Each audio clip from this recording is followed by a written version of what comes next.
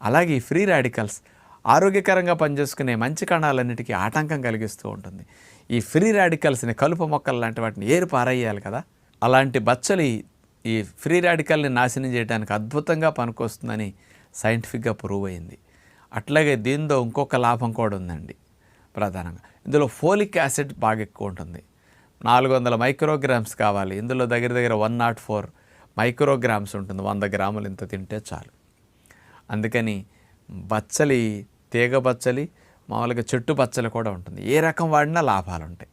అందుకని బచ్చలి కాడలు ఉంటాయి, సహజంగా మీరు కాడలతో పాటు వేసుకోండి, అది బాగుంటుంది. బచ్చల ఆకులు కూడా తీసినప్పుడు ఆ కాడలు లాంటివి కూడా కట్ చేసి వేసుకుంటే చాలా టేస్ట్గా ఉంటాయి.